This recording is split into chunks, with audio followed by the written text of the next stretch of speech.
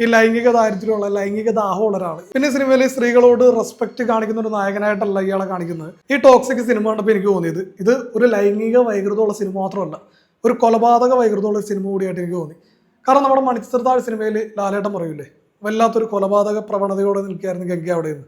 അപ്പോൾ ഇത് മാടമ്പിള്ളിയിലെ മനോരോഗിയുള്ള സിനിമയുണ്ട്. ഭയങ്കര മൃഗീയമായ വിഭ്രാന്തി ബാധിച്ച നമ്മുടെ സൈക്കോപാത്തുകളും കൊലപാതകികളും ഗുണ്ടകളൊക്കെ നാണിച്ചു പോകുന്ന തരത്തിലുള്ള കൊലപാതക പരമ്പര തന്നെയാണ്. ഇതിൽ ഈ കൊല്ലപ്പെടാൻ വേണ്ടി മാത്രം ഒരു 1000 പേരെങ്കിലും അഭിനയിച്ചിട്ടുണ്ട്. കാരണം തൊട്ടതിനും പിടിച്ചതിന് അപ്പുറത്തിരുന്ന കുറ്റം കൊല്ലും, ഒന്ന് തുമ്മിയാൽ കൊല്ലും, അങ്ങോട്ട് നീങ്ങിരുന്ന കൊല്ലും, ദേഷ്യപ്പെട്ട കൊല്ലും, സത്യം പറഞ്ഞാലേ കൊല്ലും, കള്ളം പറഞ്ഞാൽ കൊല്ലും. അങ്ങനെ കൊല്ലാൻ വേണ്ടി മാത്രം ഒരുപാട് ആളുകൾ, അതിന് തന്നെ വേണ്ടി ഒരു 100 കോടി രൂപ ആ കൊല്ലപ്പെടാൻ വേണ്ടി ആളുകൾക്ക് കൊടുത്തിട്ടുണ്ടാവും. പിന്നെ യഷിന്റെ ക്യാരക്ടറിനെ പറ്റി പറഞ്ഞാൽ അതിനെക്കാട്ടും വലിയ കോമഡിയാണ്. കാരണം നമ്മുടെ അർജുൻ റെഡ്ഡിനെക്കാട്ടും ഒബ്സസീവ് ആയിട്ടുള്ള ഈ ലൈംഗിക ദാരിദ്ര്യമുള്ള ലൈംഗിക ദാഹമുള്ള ഒരാൾ എന്ത് പറഞ്ഞാലും ഏത് സമയത്ത് ഇതിനോട് അമിതമായ ആസക്തിയുള്ള ഒരാളായിട്ടാണ് ഇതിൽ യഷിനെ കാണിച്ചിരിക്കുന്നത്. പിന്നെ സിനിമയിൽ സ്ത്രീകളോട് റെസ്പെക്ട് കാണിക്കുന്ന ഒരു നായകനായിട്ടല്ല ഇയാളെ കാണിക്കുന്നത്.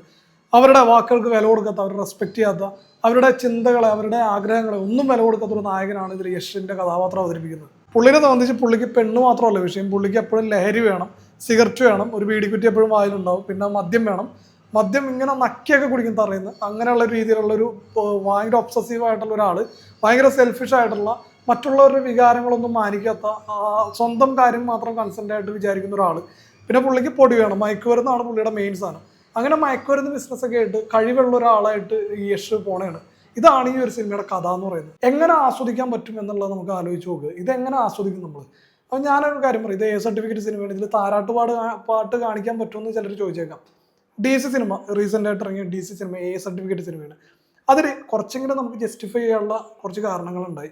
അതിൽ ഈ ദേവദാസ് പറഞ്ഞ ക്യാരക്ടർ കൊല്ലുന്നത് ആർക്ക് വേണ്ടിയാണ് കൊല്ലുന്നത് എന്നുള്ള ഒരു കഥയുടെ പ്ലോട്ട് എടുക്കുമ്പോഴാണ് നമുക്ക് ഈ ഒരു സിനിമയുടെ വാല്യൂം ആ ഒരു സിനിമയും തമ്മിലുള്ള എങ്ങനെയാണ് സർട്ടിഫിക്കറ്റ് സിനിമകൾ ആളുകൾ കാണേണ്ടത്, അല്ലെങ്കിൽ അതിനെങ്ങനെ നമ്മൾ വിലയിരുത്തുമെന്ന് മനസ്സിലാക്കുന്നത്. നമ്മുടെ ഇന്ത്യൻ സിനിമയിൽ വില്ലന്മാരെ കാണിക്കുമ്പോൾ അതിക്രൂരന്മാരായ ഒരു സൈക്കോപാത്തുകളായ, അല്ലെങ്കിൽ ഈ മരണത്തിലും കൊലപാതകത്തിലൊക്കെ ആനന്ദം കണ്ടെത്തുന്ന വില്ലന്മാരെ നമ്മൾ ഒരുപാട് സിനിമകളിൽ കണ്ടിട്ടുണ്ട്. അതേ വികാരമുള്ള 2 ആളുകളാണ് യഷും നയൻതാരയുടെയും റോൾ ഇതിൽ ചെയ്തിരിക്കുന്നത്. അപ്പോൾ ഈ ഒരു സംവിധായകയുടെ പഴയ ഫിലിമോഗ്രഫി എടുത്ത് പരിശോധിക്കുമ്പോൾ, അല്ലെങ്കിൽ ഈ ഒരു സിനിമയ്ക്ക് ഇത്രയധികം ട്രോള് കിട്ടിയതിൻ്റെ കാരണം അത് തന്നെയാണ്. പാബ്ലോ എസ്കോബാർ, ഹിറ്റ്ലറും ചെയ്യാത്ത രീതിയിലുള്ള കുറ്റകൃത്യങ്ങൾ, ക്രിമിനൽ സ്വഭാവമുള്ള ഒരു ആളായിട്ടാണ് ഇതിൽ യഷിനെ കാണിക്കുന്നത്. അവരുടെ വികാരങ്ങളും അവരുടെ സന്തോഷങ്ങളും ഇതൊക്കെ ആർക്കാണ് ഇവിടെ കാണേണ്ടത്? എന്ത് മരുന്നടിച്ചിട്ടാണ് ഈ ഒരു സിനിമയുടെ കഥ എഴുതിയേക്കണമെന്ന് എനിക്ക് മനസ്സിലാവുള്ളത്. കാരണം അത്രയധികം ഒരു തരത്തിലും നമുക്ക് അക്സെപ്റ്റ് ചെയ്യാൻ പറ്റാത്ത കഥാപരിസരവും കഥയും കാര്യങ്ങളൊക്കെയാണ് ഈ ഒരു സിനിമയിൽ കാണിക്കുന്നത്.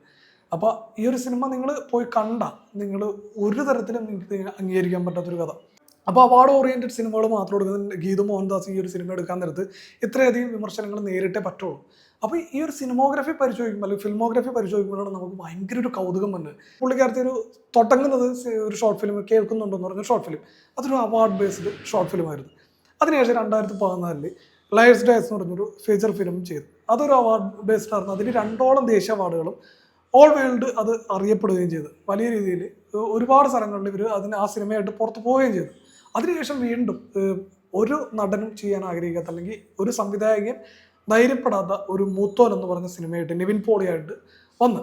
അപ്പോൾ ഇത്രയും സിനിമകളുടെ ഒരു ഹിസ്റ്ററിയുള്ള 2 സിനിമകൾ, അല്ലെങ്കിൽ ഒരു ഷോർട്ട് ഫിലിമിൻ്റെ ഇതേപോലുള്ള ഒരു സിനിമകൾ എടുത്ത് പരിചയമുള്ള ഒരാൾ പെട്ടെന്ന് ഒരു ജേണർ മാറ്റി പിടിക്കണേ. അപ്പോൾ പിന്നെ ഒരു സർട്ടിഫിക്കറ്റ് സിനിമയിൽ ഇങ്ങനെ കാണിച്ചാൽ എന്താണ്, അല്ലെങ്കിൽ ഇത് കാണിച്ചാൽ എന്താണ് കുഴപ്പമെന്ന് ചോദിക്കുമ്പോഴാണ് ഗീതു മോഹൻദാസിൻ്റെ മുമ്പുണ്ടായിരുന്ന പല സ്റ്റേറ്റ്മെൻറ്റുകളും നമ്മൾ ആലോചിക്കുന്നത്. അതുകൊണ്ട് മാത്രമാണ് നമ്മൾ ഈ ഒരു കാര്യങ്ങളെ ഇത്ര വികലമായിട്ടുള്ള രീതിയിൽ നിങ്ങളോട് പറയേണ്ടി വരുന്നത്. പുള്ളിക്കാരത്തി പറഞ്ഞതല്ല, പുള്ളിക്കാരത്തി ഈ ഒരു സിനിമ കൊണ്ട് ചെയ്യുന്നത് വളരെ ഒബ്ജക്റ്റിഫൈഡാണ്, അല്ലെങ്കിൽ ഗ്ലാമറസ് ആയിട്ടാണ് പെണ്ണുങ്ങളെ ഈ ഒരു സിനിമയിൽ കാണിക്കുന്നത്. അപ്പോൾ അതെല്ലാം കാണുമ്പോൾ നമുക്ക് ഈ ഒരു സിനിമയുടെ ഉദ്ദേശശുദ്ധി നമ്മൾ ചോദ്യം ചെയ്ത് അറിയാതെ പോകും. മറ്റൊന്ന്, ഈ സിനിമയെ കുറിച്ച് പറയാനാണെങ്കിൽ മറ്റ് സ്റ്റേറ്റുകളിലെ പോലെയല്ല കേരളത്തിൽ ഈ ഒരു സിനിമ വിമർശിക്കപ്പെടുന്നത്. നമുക്ക് എല്ലാവർക്കും അറിയാം, നമ്മുടെ ഗീതു മോഹൻദാസിൻ്റെ പ്രീ ഹിസ്റ്ററി പരിശോധിച്ചാൽ, പുള്ളിക്കാരത്തിയുടെ നിലപാട് പരിശോധിച്ചാൽ, അല്ലെങ്കിൽ കസബ സിനിമയായിട്ട് ബന്ധപ്പെട്ട് പുള്ളിക്കാരത്തി പറഞ്ഞ കാര്യങ്ങളെല്ലാം, പാർവതി തിരുവോത്തിനെ കൊണ്ട് പറഞ്ഞ കാര്യങ്ങളെല്ലാം ഈ ഒരു സിനിമ കാണുമ്പോൾ അതൊന്നും അനുകൂല ഘടകമല്ല. മറ്റൊന്ന്, ബിഗ് ബഡ്ജറ്റ് സിനിമകൾക്കെതിരെ ഈ അടൂർ ഗോപാലകൃഷ്ണനും നമ്മുടെ ഈ പുള്ളിക്കാരത്തിയും കൂടി പണ്ട് ഒരു കോൺക്ലേവ് ഉണ്ടായിരുന്നു മനോരമയുടെ. അതിൽ ബിഗ് ബഡ്ജറ്റ് സിനിമകളല്ല, ഈ ഇന്ത്യൻ സിനിമകളാണ്, ഇന്ത്യൻ ഈ കഥ പരിസരമുള്ള സിനിമകളാണ് ഇന്ത്യക്ക് വേണ്ടതെന്നുള്ളൊരു വാദം അന്ന് ഗീതു മോഹൻദാസ് നടത്തുകയുണ്ടായി. അപ്പോൾ ഇത് ഇന്ത്യൻ സംസ്കാരമായിട്ടോ അല്ലെങ്കിൽ ഇന്ത്യൻ രീതികളായിട്ടോ ലെവലേശം പോലും ബന്ധമില്ലാതെ ഇത്തരം സിനിമകൾ വരുമ്പോൾ സ്വാഭാവികമായിട്ട് ആളുകൾ വിമർശിക്കും. അപ്പോൾ ആ ഒരു കോൺക്ലേവിൻ്റെ അതിനെപ്പറ്റി ഞാനൊരു വീഡിയോ ചെയ്തിട്ടുണ്ട്. അത് ദേ ഇവിടെ ഞാൻ പിൻ ചെയ്ത് നോക്കാം. ഈ സിനിമയിൽ കാണിക്കുന്നത് ആൺമേൽക്കോയ്മ ലോകത്ത് നിലനിൽക്കുന്നു, അല്ലെങ്കിൽ അതിപ്പോഴും അതിനെ ഈ ഗ്ലോറിഫൈ ചെയ്യുന്നു എന്നുള്ള ഒരു സംഭവം തന്നെയാണ് ഈ ഒരു സിനിമയിൽ കാണിക്കുന്നത്. മറ്റൊന്ന്, ഇത്ര ഫിലിമോഗ്രഫി ചെയ്ത ഒരാൾക്ക് എന്തുകൊണ്ട് വേറൊരു ജേണർ ട്രൈ ചെയ്തുകൂടെയെന്ന് പലർക്കും ചോദിക്കാൻ ചാൻസ് ഉണ്ട്.